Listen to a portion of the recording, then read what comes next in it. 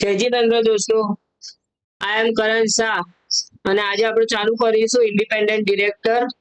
પણ એ પહેલા આપણે જે લાસ્ટમાં જે કર્યું એ રિવિઝન કરી લઈએ.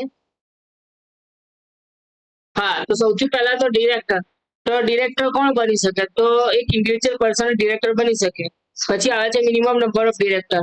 તો ઓપીસી માં એક ડિરેક્ટર, પ્રાઇવેટ કંપનીમાં બે ડિરેક્ટર અને પબ્લિક કંપનીમાં 3 ડિરેક્ટર જોઈએ. પછી મેક્સિમમ નંબર ઓફ ડિરેક્ટર. તો કંપની મેક્સિમમ 15 ડિરેક્ટરને અપોઇન્ટ કરી શકે. તો 15 કરતા વધારે અપોઇન્ટ કરવા હોય તો એ લોકોએ સ્પેશિયલ રિઝોલ્યુશન પાસ કરવું પડે. પછી આવે છે ગવર્મેન્ટ કંપની અને સેક્શન 8 કંપની, કે જેમને આ જે પ્રોવિઝન છે એનું કમ્પ્લાયન્સ કરવાની કોઈ જરૂર નથી. મતલબ કે એ લોકો 15 કરતા વધારે પણ ડિરેક્ટર અપોઇન્ટ કરી શકે. શરત એટલી છે કે એમણે સેક્શન 92 અને સેક્શન 137 નું નોન કમ્પ્લાયન્સ ના કર્યું હોવું જોઈએ. પછી આવે છે વુમન ડિરેક્ટર. તો એવરી લિસ્ટેડ કંપની અને એવરી અધર પબ્લિક કંપની એનું જેનું paid up share capital 100 crore અથવા તેથી વધારે અથવા તો ટર્નઓવર 300 કરોડ કે તેથી વધારે હોય તેમણે એટલીસ્ટ એક વુમન ડિરેક્ટરને અપોઇન્ટ કરવી પડે. અને જો કોઈ કંપની નવી ઇન્કોર્પોરેટેડ થઈ હોય તો એને એના ડેટ ઓફ ઇન્કોર્પોરેશનના 6 મહિનામાં પ્રોવિઝનનું કમ્પ્લાયન્સ કરી દેવાનું. ત્યાર પછી આવે છે intermediate vacancy of woman director. એટલે કે જો વુમન ડિરેક્ટરની જગ્યા ખાલી થઈ જાય તો બોર્ડ ઓફ ડિરેક્ટરે આવતા 3 મહિના અથવા તો next board meeting whichever is later માં એની વેકન્સી ફૂલફિલ કરી દેવાની. પછી આવે છે રેસિડેન્ટ ડિરેક્ટર. તો જો ડિરેક્ટર જો કરંટ યરમાં 182 ડેઝ થી વધારે રહ્યો હોય તો એને રેસિડેન્ટ ડિરેક્ટર કહેવાનો. પણ જો કંપની નવી ઇન્કોર્પોરેટેડ થઈ હોય તો આપણે એનું પ્રપોઝનેટ કરીને જોવું પડશે. પછી આવે છે ઇન્ટરેસ્ટેડ ડિરેક્ટર.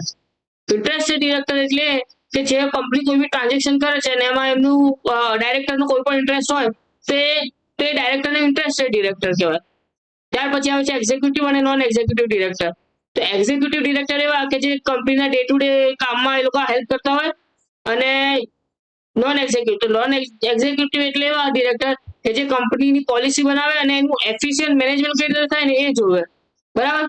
તો એમડી અને હોલ ટાઈમ ડિરેક્ટર એ એક્ઝિક્યુટિવ કેટેગરીમાં આવે અને ઇન્ડિપેન્ડન્ટ ડિરેક્ટર એ નોન એક્ઝિક્યુટિવ કેટેગરીમાં આવે. તો હવે આપણે સ્ટાર્ટ કરીશું ઇન્ડિપેન્ડન્ટ ડિરેક્ટરથી. તો સૌથી પહેલા તો પ્રશ્ન ઉભો થાય કે ઇન્ડિપેન્ડન્ટ ડિરેક્ટર કોણ બની શકે? તો અહીંયા આ લોકોએ ક્રાઇટેરિયા આપ્યા છે કે જો આ ક્રાઇટેરિયા એ લોકો ફૂલફિલ કરે તો ઇન્ડિપેન્ડન્ટ ડિરેક્ટર બની શકે.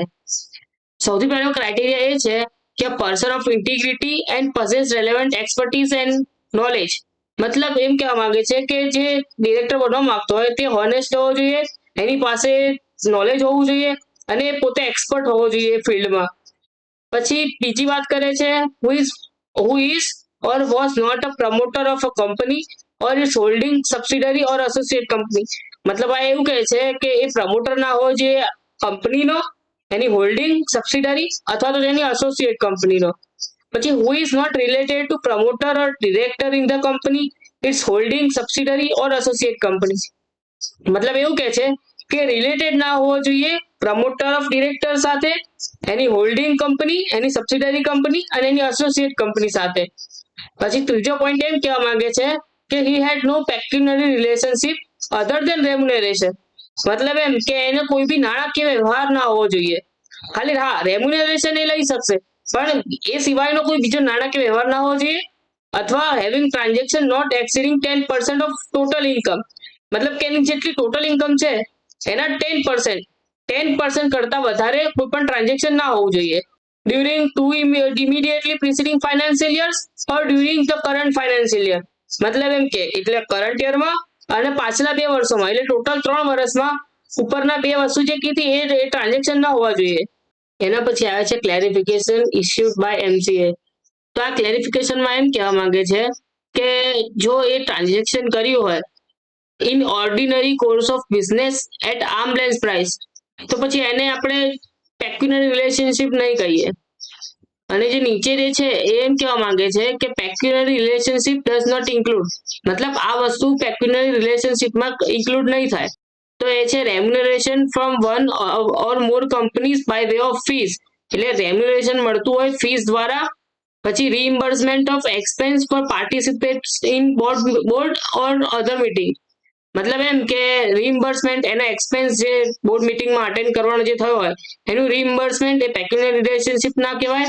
અને પછી profit related commission approve by the members, મતલબ મેમ્બર જે એનું જે પ્રોફિટનું કમિશન નક્કી કર્યું હોય એ પણ આપણે પેક્યુલિયર રિલેશનશિપમાં ગણાશે નહીં. હવે જે ચોથો પોઈન્ટ આવે છે ને એ જે ડિરેક્ટર બનવા માંગે છે એના રિલેટિવનો છે. આજે હમણાં જે આપણે જે પહેલાનો પોઈન્ટ જોયો ને એ ડિરેક્ટર જે બનવા માંગતો હતો એના પોતા વિશે હતો. હવે આ જે છે ને રિલેટિવ વિશે છે. તો આ એમ કહે છે કે કરંટ ફાઇનાન્શિયલ યરમાં અથવા તો પાછલા બે પ્રિસીડિંગ ફાઇનાન્શિયલ યરમાં કોઈ પણ સિક્યુરિટી હોલ્ડ ના કરતો હોવી જોઈએ, પરંતુ અહીંયા એવું કીધું છે કે ફેસ વેલ્યુ 50 લાખ મતલબ 50 લાખ સુધીની તે હોલ્ડ કરી શકે, અથવા તો 2% ઓફ પેડ અપ કેપિટલ, અથવા તો પેડ અપ કેપિટલ છે એના 2% સુધી હોલ્ડ કરી શકે. પણ જો એના કરતા વધારે જો રિલેટિવ હોલ્ડ કરશે તો જે પર્સન છે એ ડિરેક્ટર બનવાની પોઝિશન નથી ધરાવતો. એના પછીનો જે પોઈન્ટ છે એવું કહે છે indebted to the company its holding subsidiary or associate or their promoters or director in excess of such amount as prescribed 50 lakh રૂપિયા. મતલબ આ એવું કહેવા માંગે છે કે એનું કોઈ દેવું ના હોવું જોઈએ કંપની સાથે 50 લાખથી વધારે. 50 લાખ સુધી હશે ને તો ચાલશે. ક્યારે? ઇમિડિયેટલી પ્રિસીડિંગ 2 ફાઇનાન્શિયલ યર્સમાં, મતલબ પાછલા 2 વર્ષમાં 50 લાખથી વધારેનું દેવું ના હોવું જોઈએ. પછી ત્રીજો પોઈન્ટ એમ કહેવા માંગે છે કે has given a guarantee or provide any security in connection with the indebtedness of any third person of company or its holding subsidiary and associate company or the promoter or director of such holding company for such amount as may be prescribed of sub rule 2. મતલબ 50 લાખ જેટલી guarantee એની company holding subsidiary તમારે ના આપવી જોઈએ, third પાર્ટીને કોઈ પણ guarantee ના આપવી હોવી જોઈએ. ચોથો પોઈન્ટ એમ કહેવા માંગે છે કે અધર પેક્યુલિયર ટ્રાન્ઝેક્શન ઓર રિલેશન જે 2% ઓફ ટોટલ ટર્નઓવર કરતા વધારે ના હોવું જોઈએ. એટલે કોઈ પણ બીજી પ્રકારનું કોઈ પણ ટ્રાન્ઝેક્શન હોય નાણાકીય વ્યવહાર એ ટોટલ જે ટર્નઓવર છે કંપનીનું એના 2% કરતા વધારે ના હોવું જોઈએ. જો હશે તો એ ડિરેક્ટર નહીં બની શકે.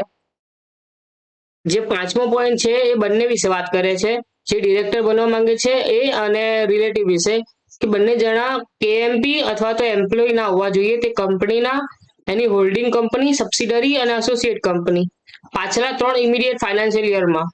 હવે નીચેનો જે પોઈન્ટ છે હાવેવર જે એમ્પ્લોય વાળી કન્ડિશન છે ને એ એના રિલેટિવને લાગુ પડતી નથી.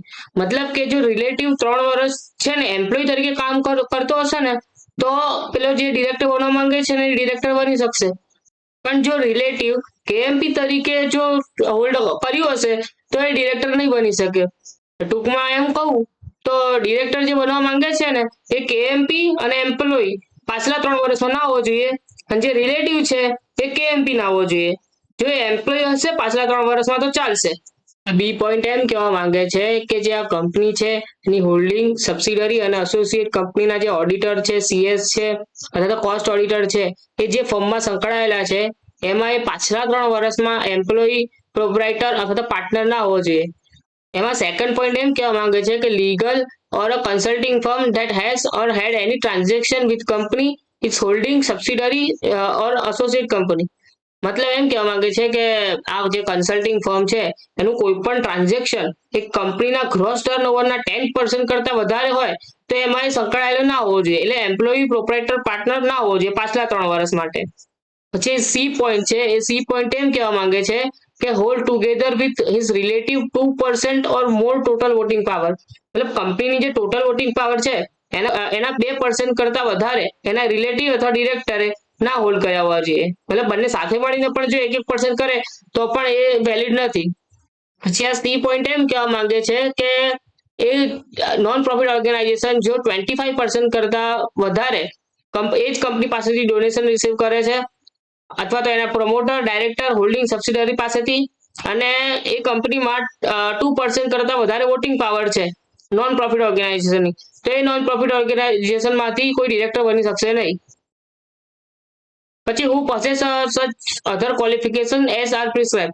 મને એમ કહેવા માંગે છે કે ઇન્ડિપેન્ડન્ટ ડિરેક્ટરે આ બધું બીજું બધી પણ સ્કિલ હોવી જોઈએ, જેમ કે એક્સપિરિયન્સ છે, સ્કિલ છે, knowledge in one or more fields, finance, law, management, sales, marketing, administration, research, corporate governance, technical operations or other disciplines related to the company business. મતલબ આ બધું પણ એનામાં હોવું જોઈએ.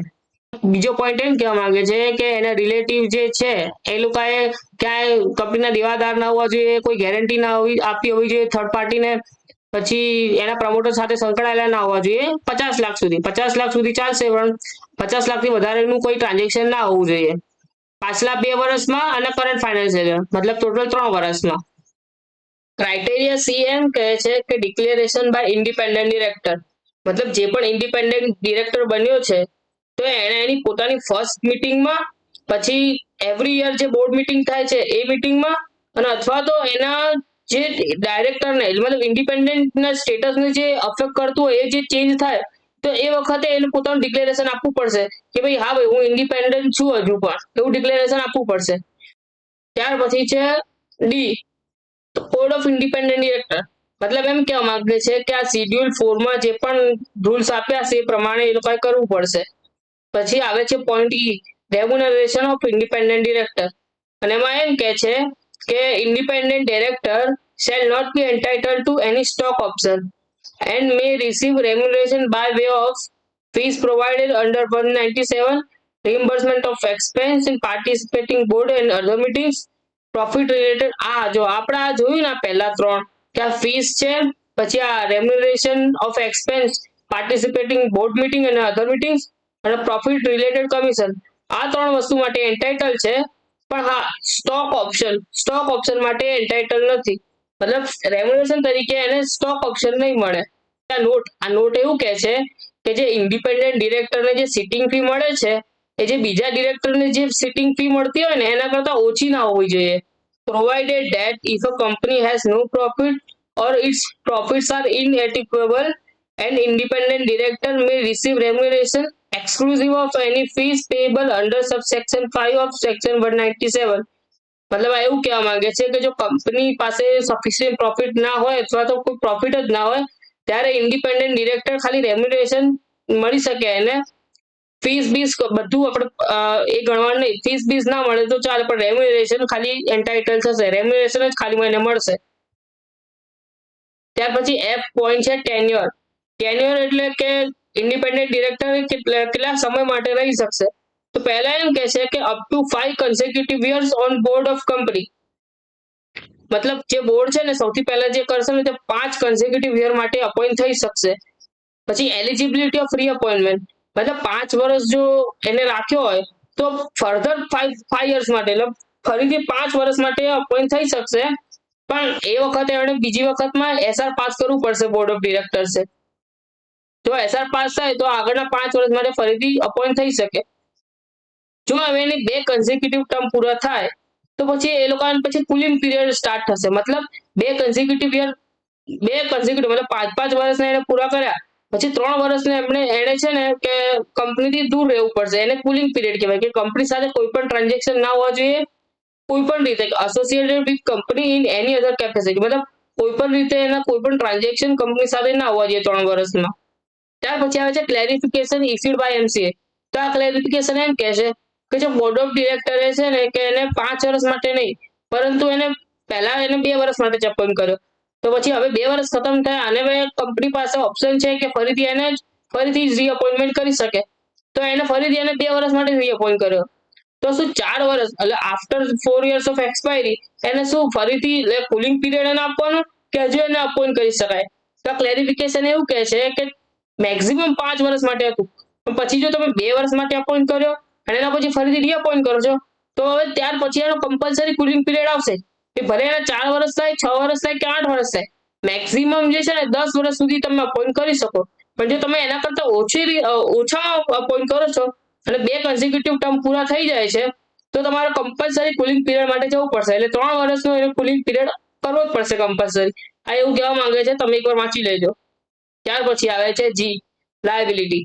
હવે આપણે જોયું કે નોન એક્ઝિક્યુટિવ ડિરેક્ટર અને ઇન્ડિપેન્ડન્ટ ડિરેક્ટર બંને એક જ કેટેગરીમાં આવે છે, મતલબ ઇન્ડિપેન્ડન્ટ ડિરેક્ટર એ નોન એક્ઝિક્યુટિવ ડિરેક્ટર જ કહેવાય, પણ એ લોકો લાયબલ ક્યારે થાય તો આમાં એમ કહેવા માંગે છે કે કોઈ પણ કાર્ય થયું હોય એ લોકોની જાણકારીમાં, પછી કોઈ પણ કાર્ય થયું હોય બોર્ડ પ્રોસેસ દ્વારા અથવા તો એ લોકોના કન્સેન્ટમાં અને કન્વીનિયન્સમાં થયું હોય, where he had not acted diligently, મતલબ એને સાવધાનીપૂર્વક કોઈ કાર્ય ન કર્યું હોય, તો બસ આટલા 4 કારણોસર જો કંઈ થાય તો પછી એ લોકોની લાયબિલિટી આવશે.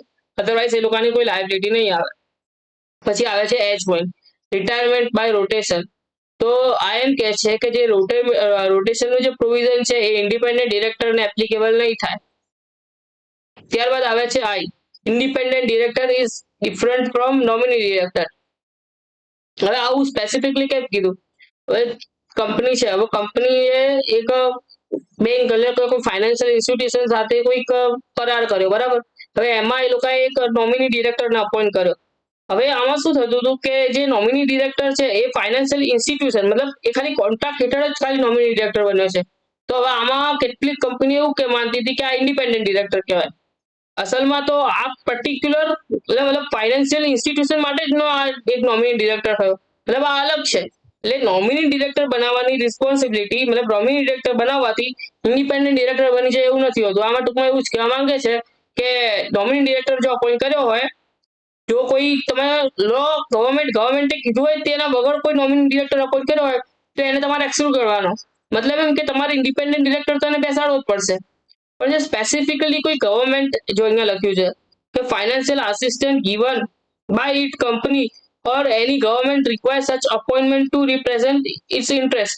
મતલબ કોઈ કંપની ગવર્મેન્ટ કંપની કે છે કાં તો કોઈ લો એન્ફોર્સ કરે છે કે તમારે નોમિની ડિરેક્ટરને અપોઇન્ટ કરવો પડશે, ત્યારે જ આપણે એને ઇન્ડિપેન્ડન્ટ ડિરેક્ટર તરીકે અપોઇન્ટ કરી શકીએ. અધરવાઇઝ તો એને ઇન્ડિપેન્ડન્ટ ડિરેક્ટરમાં ગણવામાં નહીં આવે નોમિની ડિરેક્ટરને. અને આમાં નીચે એમ પણ કીધું છે કે ઇન્ડિપેન્ડન્ટ ડિરેક્ટર છે are required to hold at least one meeting in a financial year. મતલબ એ ફાઇનાન્શિયલ યરમાં એટલીસ્ટ એક મીટિંગ તો થવી જ જોઈએ without attendance of non independent directors and members of management. મતલબ કંપનીના મેમ્બર્સ અને જે બીજા નોન ઇન્ડિપેન્ડન્ટ ડિરેક્ટર્સ છે એ સિવાય એ લોકોએ છે ને ઇન્ડિપેન્ડન્ટ ડિરેક્ટર્સની એક મીટિંગ બોલાવી જોઈએ ફાઇનાન્શિયલ યરમાં એટલીસ્ટ એક વખત. પહેલા આપણે જોયું કે કોણ કોણ ઇન્ડિપેન્ડન્ટ ડિરેક્ટર બની શકે. હવે આપણે જોઈએ નંબર ઓફ ઇન્ડિપેન્ડન્ટ ડિરેક્ટર. તો એમાં બે કંપની આવે છે. પહેલી છે લિસ્ટેડ કંપની.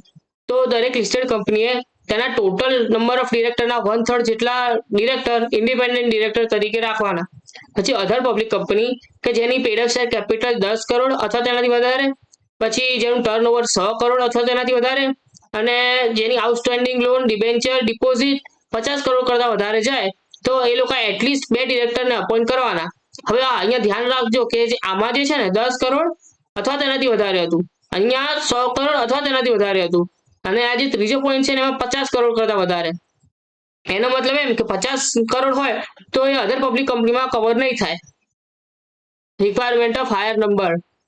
હવે આમાં આ પોઈન્ટ એમ કે છે કે જો ઓડિટ કમિટી જો વધારે પ્રિસ્ક્રાઇબ કરે કે વધારે નંબર પ્રિસ્ક્રાઇબ કરે તો આપણે એ ફોલો કરવાનું.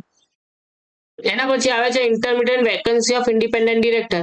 મતલબ જો ઇન્ડિપેન્ડન્ટ ડિરેક્ટરની જગ્યા ખાલી થાય તો બોર્ડ ઓફ ડિરેક્ટર્સે નેક્સ્ટ બોર્ડ મીટિંગ અથવા તો 3 મહિને whichever is later માં વેકન્સી ફુલફિલ કરી દેવાની.